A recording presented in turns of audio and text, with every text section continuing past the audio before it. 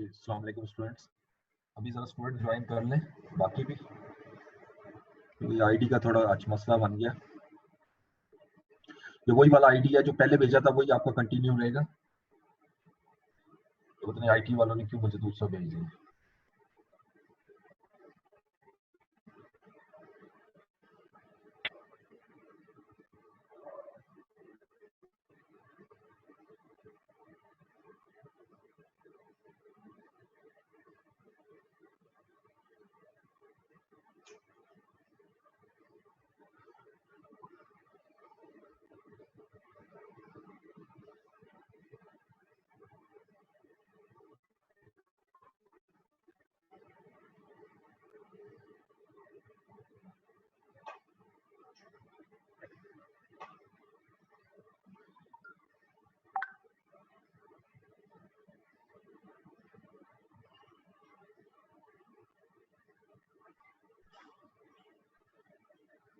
तो मैं ग्रुप में भेज रहा हूँ आईडी, जरा इन्फॉर्म कीजिए।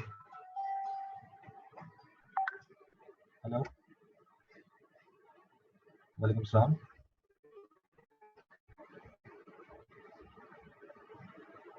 कौन सी मैंने भेजी है?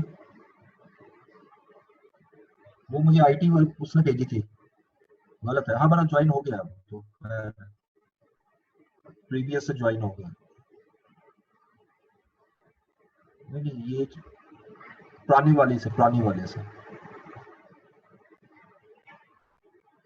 हाँ, ये डिलीट कर दो।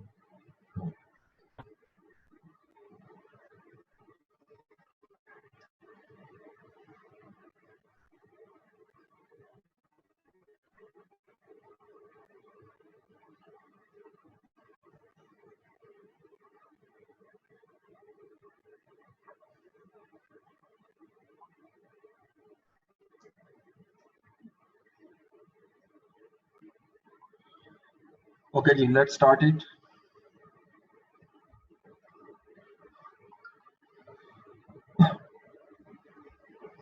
अब ये वही क्वेश्चन जो कल हमने डिस्कस किया था, अब इसको सॉल्व करते हैं। ऊपर statement of financial position given है, inventory, cash at bank, cash in hand, capital, trade payable, फिर कुछ रसीट्स दी हुई हैं, कुछ पेमेंट्स हैं, कुछ फर्दर इंफॉर्मेशन वो क्लियरली लिखी, कोई क्रेडिट सेल नहीं है। Following payment also made in cash, ये कैश में पेमेंट की है। 31 दिसंबर को जो कैश इन हैंड है वो 4500 है, ट्रेड पेएबल 14000 है। कैश बैलेंस बैंक में वाज नॉट नोन, यानी ये मुझे कैलकुलेट करना पड़ेगा। Cash at bank, value of closing stock has not yet been calculated, ये भी कैलकुलेट करनी पड़ेगी। देयर वर नो अक्रूवल और prepayments, no further non current assets were purchase during the year. ठीक है, कोई फर्दर हमें नॉन करंट एसेट जो है वो परचेज यानी कोई हमने परचेज किया और डेप्रिसिएशन ये गिवन है। और इसमें रिक्वायरमेंट है कि स्टेटमेंट ऑफ कम्प्रिहेंसिव इनकम बनानी है और स्टेटमेंट ऑफ फाइनेंशियल पोजीशन बनानी है। ठीक है जी। और ऊपर एक इंफॉर्मेशन दी हुई है कि वो मार्कअप और 25% में गुड्स सेल करता है। ठीक है, नाउ लेट्स स्टार्ट। सबसे पहली लाइन में लिखेंगे नेम ऑफ पर्सन या नेम ऑफ बिजनेस, राशिद। दूसरी लाइन में स्टेटमेंट ऑफ कम्प्रिहेंसिव इनकम। तीसरा फॉर द ईयर एंडेड, कौन सा साल है जी? 31 दिसंबर 2017।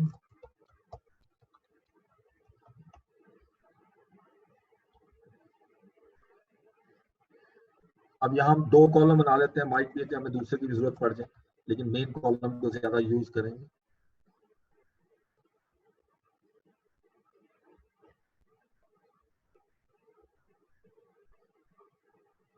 ये okay. Statement of comprehensive income में सबसे पहली चीज जो आती है, उसी तरतीब के मुताबिक जैसे इंट्रो में आपने फॉर्मेट पढ़ा हुआ है, इवन क्वेश्चन भी किए थे आपने, लेकिन वो ट्रायल बैलेंस से थे, ये इनकम्प्लीट रिकॉर्ड्स हैं, लेकिन बनाएंगे उसी तरह। सबसे पहले मैं लूंगा सेल्स। अब क्वेश्चन के मुताबिक देखें, सेल में उसे क्लियरली लिखा है there will be no credit sales, इसका मतलब सारी कैश सेल है। अब मुझे कैश सेल भी गिवन नहीं है, सिर्फ ये दिया हुआ है बैंकिंग ऑफ रसीद, यानी वो रकम जो आपने बैंक में जमा करवाई है, बैंकिंग ऑफ रसीद। ठीक है, और कुछ पेमेंट्स दी हुई है कैश पे। तो इसके लिए हम जो पहली वर्किंग बनाएंगे, this is known as cash account, मैं कैश अकाउंट बनाऊंगा और वहां से सेल निकालूंगा जो कि सारी कैश सेल होगी। ठीक है जी, यहाँ वर्किंग वन हम शुरू कर लेते हैं, तो दरमियान में स्टेटमेंट ऑफ फाइनेंशियल पोजीशन आ जाएगी। सेल्स, इसके लिए जो हम लेजर बना रहे हैं दैट इज कैश, बल्कि लेजर जो बना रहे हैं उसका नाम लिखते हैं कैश।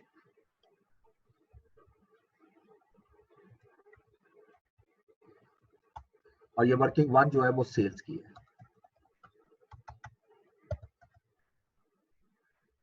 ये लेजर के लिए हम फॉर्मेट बना लेते हैं, दिस वन, ये अमाउंट आ गई और ये दूसरी अमाउंट, डेबिट साइड और क्रेडिट साइड, ये हमने मर्ज कर दी। ओके, अच्छा कैश का ओपनिंग बैलेंस कितना है?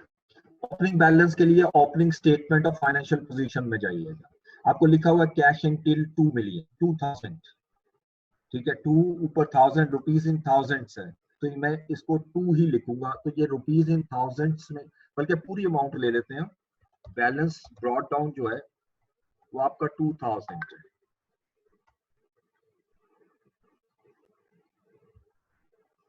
ठीक है जी, उसके बाद नेक्स्ट,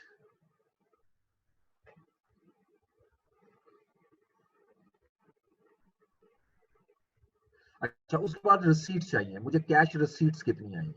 कैश रिसीट हमें पूरे क्वेश्चन में हम देखते हैं कोई भी नहीं है, पेमेंट दी हुई है और कैश डिपॉजिट है, तो लिहाजा यहाँ पर मैं जितना भी कैश आया वो बैलेंसिंग फिगर होगा, वो सेल्स बन जाएगी।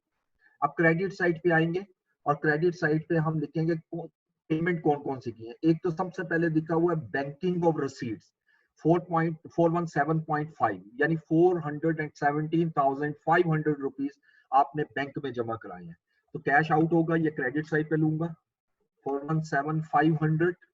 इसके अलावा फर्दर वो लिख रहा है कि फॉलोइंग पेमेंट, नंबर 2 देखिएगा, following payments were also made in cash, ये 3 पेमेंट आपने कैश में की है, एक ट्रेड पेएबल 8000, अब 8000 और ऊपर 1000 है तो 8 मिलियन हो गया, उसके बाद 8 मिलियन में एक जीरो और लगाएंगे, देन फिर सन्ड्री एक्सपेंसेस 15 मिलियन,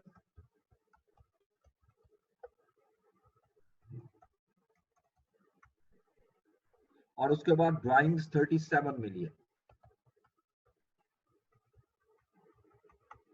ठीक है, और अल्टीमेटली क्लोजिंग कैश जो है वो दिया हुआ है, वो लिख रहा है कि कैश इन हैंड जो टिल में है वो 4500 है, यानी क्लोजिंग कैश जो है वो 4500 है। सो अब इसको टोटल कर लेते हैं, इसको सम कर लेते हैं। ये असल में ना अमाउंट्स क्वेश्चन में गलत दी हुई है, लेकिन मैंने उसको मिलियंस उस जिस तरह दिया वैसे ली है, ये एक अमाउंट बहुत बड़ी है और एक छोटी आ रही है, इसी को यहाँ कॉपी कर लेंगे,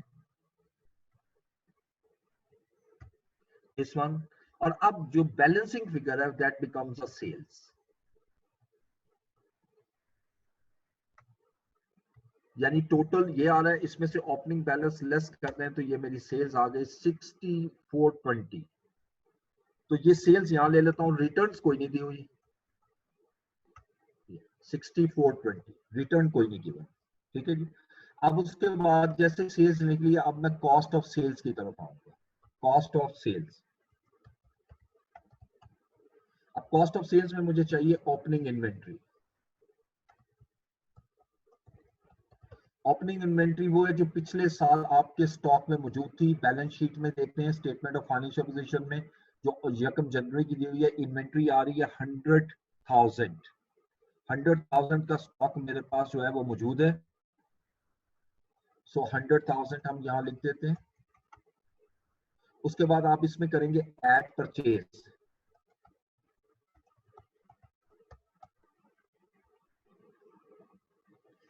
अच्छा अब मैं परचेजेस की तरफ आता हूँ, तो परचेजेस भी हमें क्वेश्चन में गिवन नहीं है, लेकिन आप देखें टेबल दिया हुआ, opening balance, closing balance, payments दी हुई है हमें, यानी ये सब कुछ गिवन है।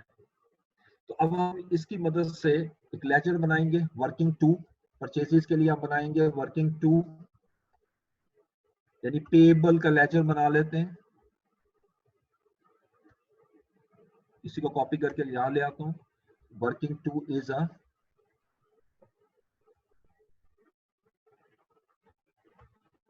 परचेजेस, और यहाँ लेजर बना रहा हूँ ट्रेड पेएबल्स। ट्रेड पेएबल्स का ओपनिंग बैलेंस होता है क्रेडिट। अब ओपनिंग बैलेंस ट्रेड पेएबल का बैलेंस शीट में देखें, पेएबल्स आ रहे हैं 12,000, यानी 12 दिए हुए ऊपर 1000 लिखा हुआ है, ठीक है जी, ये 12,000, मैं यहाँ लिख लेता हूँ 12,000। उसके बाद परचेज मैंने फाइंड करनी, वो यहाँ पर आ जाएगी। अब देखते हैं क्योंकि पेमेंट हमने की है जी, ये पेमेंट्स आ रही है ट्रेड पेएबल्स की 360,000 और इसके अलावा ट्रेड पेएबल की 8,000 की पेमेंट कैश में भी की है, यानी दो पेमेंट की है, 8 मिलियन। तो पहले मैं इसकी तरफ आता हूँ, 360,000 ट्रेड पेएबल जो आपने बैंक के थ्रू पे की है, 360 और 3 जीरो आगे ऐड कर रहा हूँ।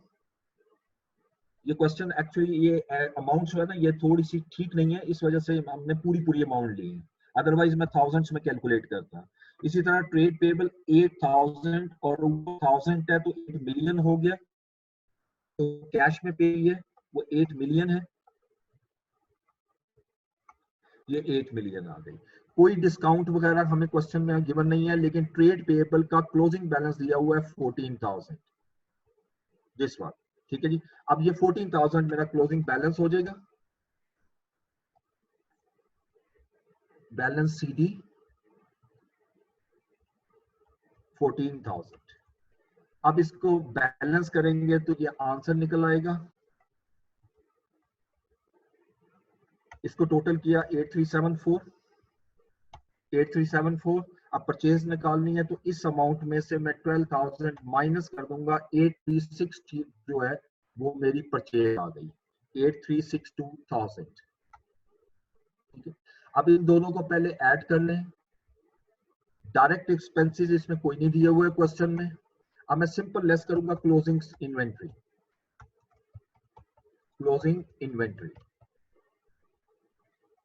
अच्छा अब ये चूंकि मैं जब क्लोजिंग इन्वेंट्री निकालूंगा तो आपके सामने आ जाएगा कि ये क्वेश्चन में मिस्टेक कहाँ पे है। बेसिकली अगर आप देखें तो आप ऊपर लिख रहे हैं कि 25% पे आप सेल कर रहे हैं, 25% पे, और सेल है आपकी 60 मिलियन, ठीक है, 60 मिलियन, ये तो बहुत बड़ी अमाउंट है, और 8 मिलियन की परचेज है, तो अगर मैं 25% पे सेल करता हूँ, ये तो 12 लाख से ज्यादा होनी नहीं चाहिए। तो ये क्वेश्चन में ना अमाउंट्स में मिस्टेक्स हैं, और इसको मेरा ख्याल है हमें छोड़ देना चाहिए। इसको करेक्ट पहले करेंगे क्वेश्चन को, फिर करेंगे, इसको छोड़ दें क्वेश्चन, ये बड़ा प्रॉब्लम है आपकी आई कैप की बुक में।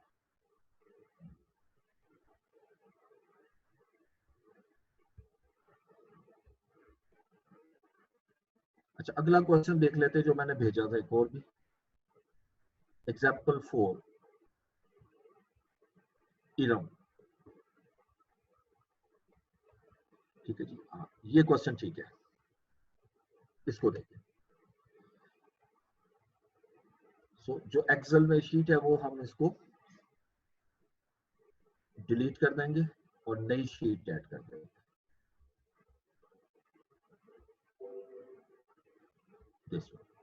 ठीक है, और इसको रीनेम कर देते हैं क्वेश्चन नंबर इरम के नाम से। अब क्वेश्चन जरा पढ़ लें। Iram is a sole trader. She does not keep a full set of accounting records, but does not keep some records of transaction and document, but does keep some records. यानी उसने सारा record नहीं लिखा, लेकिन कुछ record रखा हुआ है ट्रांजैक्शंस का और डॉक्यूमेंट्स का। She has asked you to prepare her accounts for the year ending 31st December 2015. जैसे मैंने आपको बताया था कि 3 तरह का डाटा होगा, जरा देखते जाते हैं। You have been given a list of assets and liabilities of the business at the start and end of the year.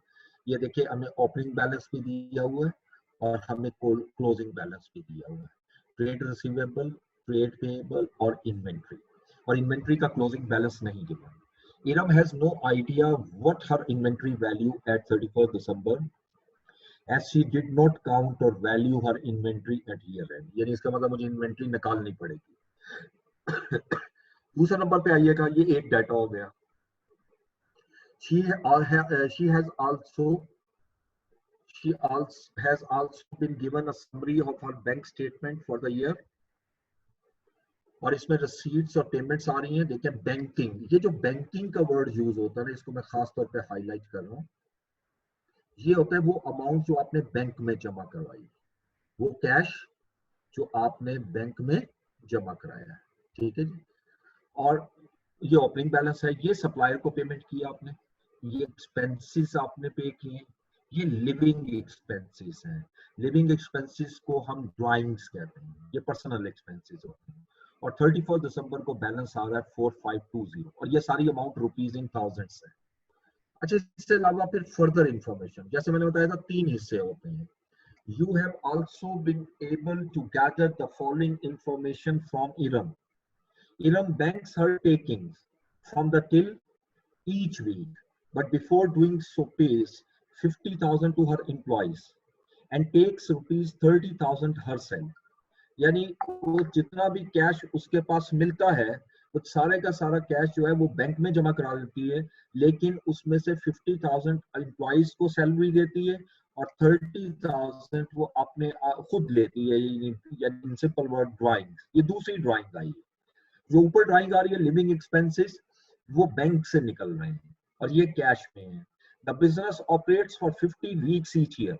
The till always has a cash float of 100,000. ये always का मतलब है opening cash भी 100 है और closing भी 100 है, जैसे मैंने इम्प्रेस सिस्टम में आपको बताया था। The sales of the business are both cash and credit sales and are made at a markup of 40%. ठीक है। अब इस क्वेश्चन की रिक्वायरमेंट ये है कि ये लेजर बनाओ, हम वो नहीं करेंगे। हम पूरा क्वेश्चन करेंगे स्टेटमेंट ऑफ कंप्रीहेंसिव इनकम। इसमें स्टेटमेंट ऑफ फाइनेंशियल पोजीशन नहीं है, इसमें सिर्फ स्टेटमेंट ऑफ कंप्रीहेंसिव इनकम बनानी है। याद रखिएगा, जब आपके पास परसेंटेज दी हो कि इतने में सेल करें, ठीक है, तो फिर आपने सेल रिसीवेबल से नहीं निकालनी, क्योंकि मैं रिसीवेबल से निकाल इसलिए नहीं सकता कि क्लोजिंग इन्वेंट्री भी मौजूद नहीं है, ठीक है। तो यानी इसमें रिसीवेबल से निकालूंगा, इसका सीक्वेंस क्या बनेगा? अगर मैं रिसीवेबल से सेल निकालता हूँ, सेल को कन्वर्ट करता हूँ सीजीएस में, और सीजीएस से फिर मैं क्लोजिंग इन्वेंट्री निकाल लेता हूँ। ये इस तरह सीक्वेंस बनेगा, क्योंकि क्लोजिंग इन्वेंट्री गिवन नहीं है।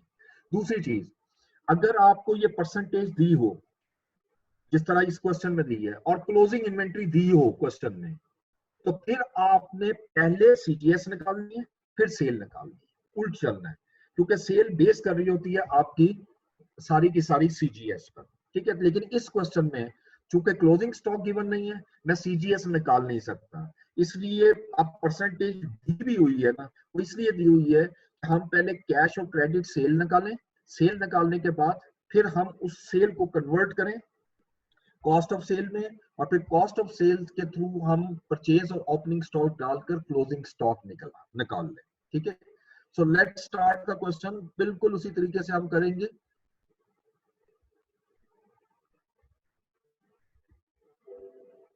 इसका व्यू मैं लार्ज कर दूं पहले।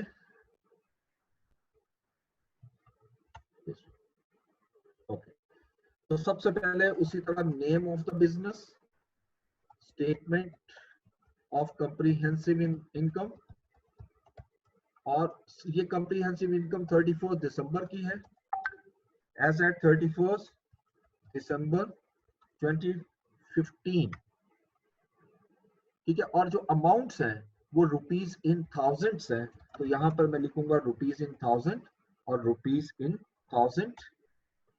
ये दोनों मैंने इसमें दो कॉलम बना लिए, बेशक यूज एक हो कोई मसला नहीं, लेकिन हमने दो बना लिए कि जरूरत पड़े तो हम दोनों को यूज कर सकते हैं।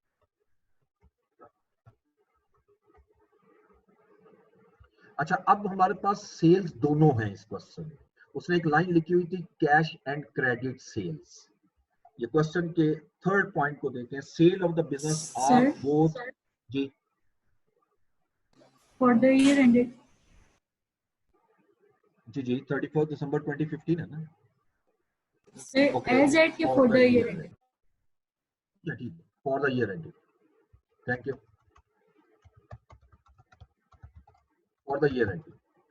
ओके, अब आखिरी पॉइंट में फिर बोल रहा हूँ, sale of the business are both cash and credit. इसके बाद तो दोनों सेल दी हुई है, कैश भी है और क्रेडिट भी है, ठीक है। अच्छा, अब यहाँ पर कैश के मुतालिक सिर्फ हिंट ये दिया हुआ है कि वो जितने भी उसके पास कैश आता है वो सारा बैंक में जमा जाता है, लेकिन आफ्टर मेकिंग सच पेमेंट। तो हम यहाँ पर कैश और क्रेडिट कॉम्बिनेशन में निकालेंगे, क्योंकि अलहदा डाटा हमें नहीं दिया हुआ। कॉम्बिनेशन में निकालने का तरीका क्या है जी? सिंपली आप बनाओगे बैंक अकाउंट, बल्कि पहले वो बनाइएगा रिसीवेबल अकाउंट, मैं सेल्स निकाल रहा हूँ। Working one, trade receivables.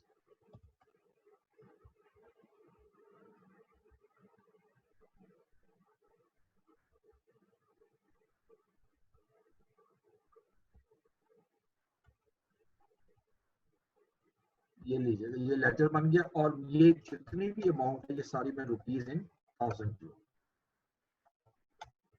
Trade receivable का ओपनिंग बैलेंस 5500, ये रुपीज इन थाउजेंड है। बैलेंस ब्रॉट डाउन 5500, यानी इसका मतलब 5.5 मिलियन। यहाँ पर मैं सेल्स निकालूंगा, ये मैंने फाइंड करना है। और यहाँ पर जो सेल का वर्ड मैंने लिखा है ये सिर्फ क्रेडिट नहीं है, कैश भी है, दोनों कॉम्बिनेशन में आ जाएंगे। क्रेडिट साइड पे रिसीवेबल में वो अमाउंट लेनी है जिससे रिसीवेबल कम होते हैं। अब आगे चलिएगा, जो पेमेंट आपने रिसीव की है कस्टमर से वो निकालनी पड़ेगी, यानी कैश रिसीट फ्रॉम कस्टमर्स। वो हमें गिवन नहीं है, क्वेश्चन में बाहिर कोई गिवन नहीं है। ये जो बैंकिंग का लफ्ज है ये मैंने पहले भी बताया, इसका मतलब है ये वो कैश है जो बैंक्स में आप जमा करवा रहे हैं। कस्टमर हमें चेक पेमेंट नहीं कर रहा, जितनी भी पेमेंट आ रही है वो सारी कैश में आ रही है। तो ये मुझे अभी कैलकुलेट करना पड़ेगा, ठीक है। इसके लिए हम क्या करेंगे, इसी के साथ हम वर्किंग टू बनाएंगे। उसके बाद देखें, कोई डिस्काउंट अलाउड नहीं है, कोई बैड डेट्स नहीं है, किसी किस्म की कोई सेल रिटर्न गिवन नहीं है। तो सिंपल और सिंपल आप यहाँ पर क्लोजिंग बैलेंस ले लो। मैंने पहले भी बताया था सारी चीजें क्वेश्चन में गिवन नहीं होती। अब रिसीवेबल का क्लोजिंग बैलेंस है 6100, यानी 6.1 मिलियन, ठीक है। अब मुझे सबसे पहला काम क्या करना है, अब ये वर्किंग बतानी है, वर्किंग नंबर 2। ये टोटल के लिए जगह छोड़ देते हैं, और वर्किंग 2। अब मैं लेजर बनाऊंगा कैश का, ठीक है जी, कैश का।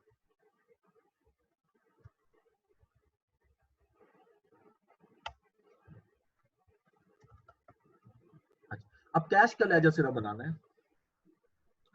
कैश के अंदर आप देखें, जो आपने ओपनिंग बैलेंस है वो कितना है, वो तो क्लियरली लिखा है, till always has a cash float of 100, यानी ओपनिंग बैलेंस भी 1000, 100, 100,000 है ना, तो मैं 100 लिखूंगा, और इवन क्लोजिंग बैलेंस भी मैं 100 ही लिखूंगा।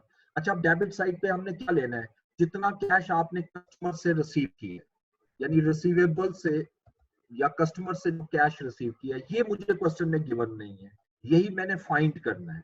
और क्रेडिट साइड पे आ जाता हूँ, जो मैंने पेमेंट्स की हैं। अब पेमेंट्स कैश में वो क्लियरली लिख रहा है कि इरम banks have taking from the till each week, but before doing so pays 50,000 to her employees, यानी वो 50,000 जो है वो अपने एम्प्लॉइज को पे कर रही है वीकली, और 30,000 वो खुद ले रही है।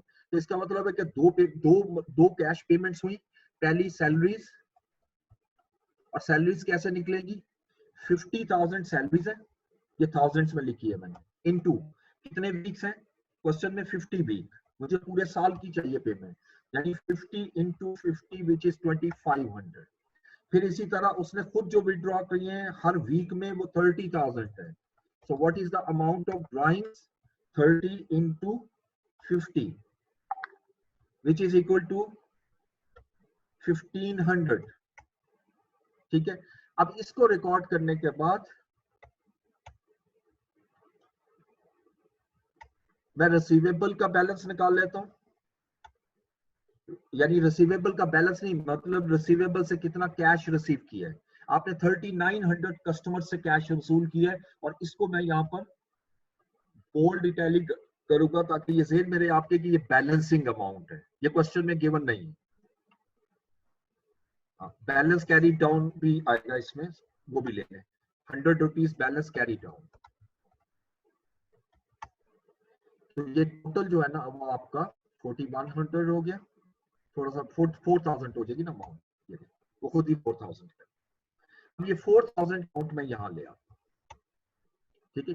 अब इसका ओपनिंग और क्लोजिंग बैलेंस हम लिख चुके हैं, अब इसको टोटल करना है। ट्रेड रिसीवेबल का क्रेडिट साइड का टोटल करें 10,100, यही अमाउंट मैं यहाँ लिख देता हूँ, और अब सेल्स कैलकुलेट हो जाएगी। इसमें से आप माइनस करोगे 5500, तो 4600, यानी 4.6 मिलियन इज माय सेल्स। अब ये दो वर्किंग के थ्रू मेरी सेल्स निकली, तो मैं पहली वर्किंग जब कंप्लीट करता हूं तो यहाँ सेल्स लिखूंगा, लेकिन रेफरेंस दूंगा वर्किंग नंबर 1, क्योंकि सेल मैंने जो कैलकुलेट किया है वो वर्किंग 1 में की है, और चूंकि रिटर्न कोई नहीं है तो मैं इस कॉलम में आके 4600 लिखता हूँ। लेकिन अगर कोई रिटर्न होती यहाँ लिखता और इसमें से रिटर्न माइनस करके फिर मैं इस अमाउंट दूसरे कॉलम में लेकर आता। सर ये सर कैश अकाउंट में हमने वो जो डिपॉजिट किया हुआ है बैंक में वो नहीं लिखना, बैंकिंग्स कैश डिपॉजिट भी हुआ है, सॉरी, बड़ा केयरफुली इस क्वेश्चन को देखना पड़ता है, तो ये बड़ा जी वो भी ले, कैश डिपॉजिट भी है। यहाँ बैंक अकाउंट लिख लें, कितना कैश डिपॉजिट आया 65,400। अब इसको टोटल कर लें, एक टोटल और आ जाएगा इसमें। सेल्स की वैल्यू चेंज हुई, जब सेल्स की वैल्यू चेंज हुई ये कैश की, तो सेल की वैल्यू चेंज हो जाएगी। इस अमाउंट को मैं यहाँ लाता हूँ और सेल आ गई 70,000। ये मैं लिंक कर देता हूँ, आप कहीं मिस्टेक निकलेगी तो खुद ही ठीक कर दे। ठीक है, सो सिंगल एंट्री के क्वेश्चन में एक ख्याल करना आपने कि एक एक चीज को ध्यान में रखना होता है, बड़ी कंसंट्रेशन से ये क्वेश्चन करने वाला होता है। सो एनीहो आगे चलिएगा। सेल्स के बाद मुझे दूसरे नंबर पे चाहिए कॉस्ट ऑफ गुड्स सोल्ड। ठीक है, अब कॉस्ट ऑफ गुड्स सोल्ड तो मैं डायरेक्ट भी निकाल सकता हूँ और उसी से मैं स्टॉक भी निकाल दूंगा। ठीक है, अब कैसे देखें, लेस करता हूँ इसमें कॉस्ट ऑफ गुड्स सोल्ड। अब इसको वर्किंग बनाइएगा जैसे बनाते हैं, ओपनिंग स्टॉक या opening inventory. Opening inventory question में देखिए कितनी दी हुई है, 10,400। 10,400 ओपनिंग इन्वेंट्री आ गई। इसमें ऐड करूंगा मैं परचेसेस। ठीक है, अब परचेसेस कैसे निकलेगी, देखिए हमें पेएबल दिए हुए ओपनिंग और क्लोजिंग, राइट। इसके अलावा हमें पेमेंट्स भी दी हुई है, जो सप्लायर को पेमेंट की है। सप्लायर को जितनी भी पेमेंट की है ना, वो आपने बैंक के थ्रू की, क्योंकि वो अमाउंट बैंक में आ रही है दिस वन। लेकिन कैश में किसी किस्म की कोई पेमेंट आपने सप्लायर को नहीं की, तो लिहाजा मैं पेएबल का लेजर बनाऊंगा और यहाँ पर मैं लिख देता हूँ वर्किंग नंबर 3। अब वर्किंग 3 बनाएंगे और वर्किंग 3 में हम लेजर जो बनाएंगे दैट इज ट्रेड पेएबल।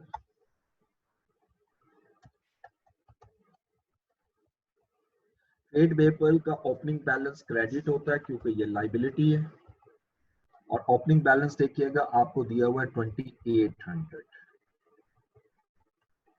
यहां मैंने फाइंड करनी है परचेज, जो मैंने फाइंड करनी है बैलेंसिंग फिगर, और यहां लिखूंगा जो पेमेंट्स की हैं, पेमेंट एक ही की है दिस वन 42,800।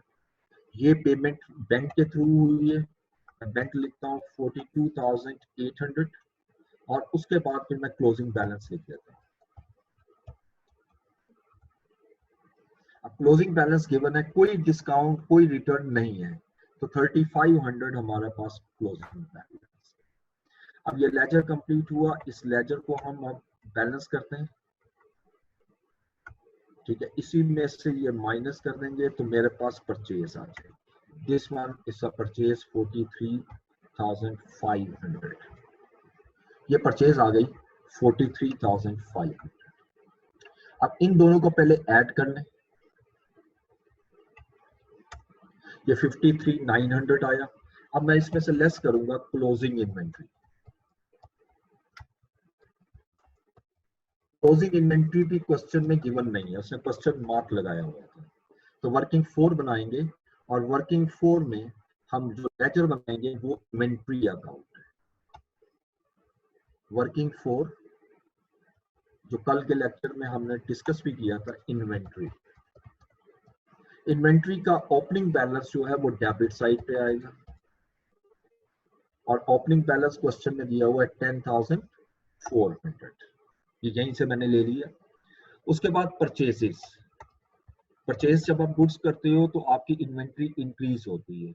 हम परचेज भी कैलकुलेट कर चुके हैं 43,500। अब डेबिट साइड पे और कोई चीज नहीं है। क्रेडिट साइड पे मैंने कॉस्ट ऑफ सेल्स लेनी है, सेल्स नहीं, कॉस्ट ऑफ सेल्स। अब ये कैसे निकलेगी, लेकिन जो सेल्स है मेरी 70,000 की है और क्वेश्चन में लिख रहा है कि हम मार्कअप ले रहे हैं 40%। ठीक है, तो अगर इसकी मैं आपके ये वर्किंग, तो छोटी सी वर्किंग हम इसकी भी बना लेते हैं, वर्किंग 5 देखिएगा। देखिए हमारे पास उसने दिया हुआ है कि sales is equal to cost plus profit, यही हमारा कॉन्सेप्ट होता है। ठीक है, सेल मुझे मालूम नहीं है, तो मैं सेल्स मुझे मालूम है, सॉरी 70,000 वैल्यू पुट करते हैं। कॉस्ट मुझे मालूम नहीं है, कॉस्ट मैंने फाइंड करनी है, प्लस प्रॉफिट जो है वो कह रहा है 40% मार्कअप, मार्कअप कॉस्ट पे होता है, तो 0.40 ऑफ कॉस्ट। अब अगर इसको प्लस कर लें तो ये बन जाएगा, अगर मैं तरतीब से लिखूं तो 1.40 कॉस्ट इज इक्वल टू 70,000। अब 70,000 को 1.4 पे जब डिवाइड करूंगा, it becomes cost of sales. So cost of sales will be equal to 70,000 divided by 1.40, which is equal to I think 50,000.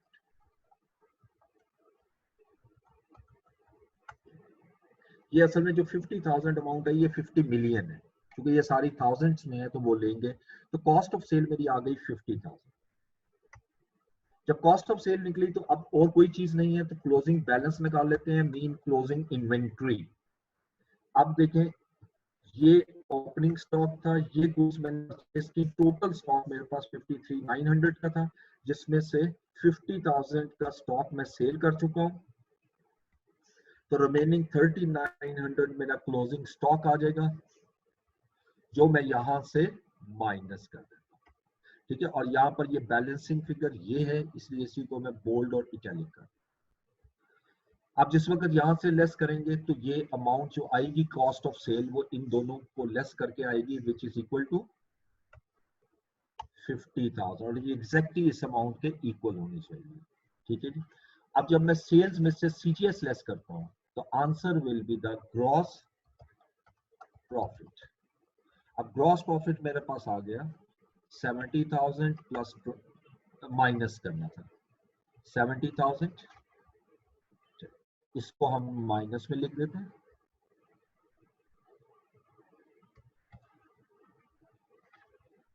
ये माइनस में खुद ही हो गया 20,000, ग्रॉस प्रॉफिट आ गया। अच्छा, आप क्वेश्चन में देखिए एक्सपेंसेस कौन कौन से दिए हैं। एक्सपेंसेस में सिर्फ ये लिखा हुआ फॉर एक्सपेंसेस, एक तो ये एक्सपेंसेस है और इसके अलावा सैलरीज है, बाकी कोई एक्सपेंस गिवन नहीं। ड्राइंग्स आपको WhatsApp statement of comprehensive income में रिफ्लेक्ट नहीं होती, राइट। अब इसकी तरफ आइएगा तो मैं यहाँ लिखता हूँ एक्सपेंसेस, क्योंकि नाम नहीं लिखा हुआ तो मैं एक्सपेंस का वर्ड लिख लेता हूँ। ठीक है, एक्सपेंस पहला मेरे पास दिया हुआ है जो बैंक बुक में आ रहा है 9300। फिर मैं ले लेता हूँ सैलरीज, सैलरीज ऑलरेडी मैंने कैलकुलेट की हुई है, वहीं से अमाउंट उठा लेंगे, दिस वन 2500। बस यही दो एक्सपेंसेस थे, इन दोनों एक्सपेंसेस को प्लस करके मैं यहाँ ले आता हूँ।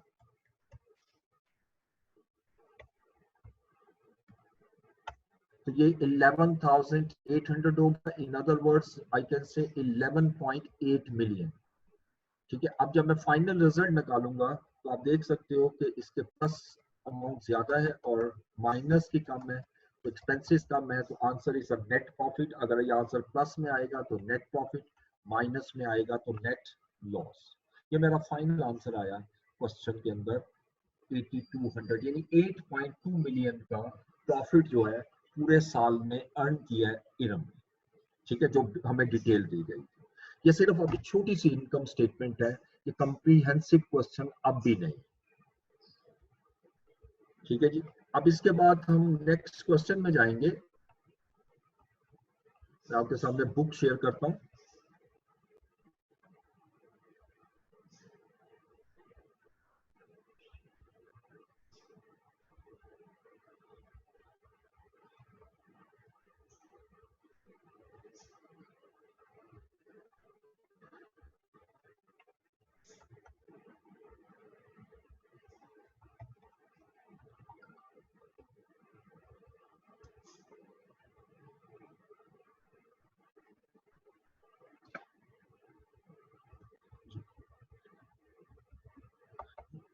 ये वाला हमने क्वेश्चन डिस्कस किया था।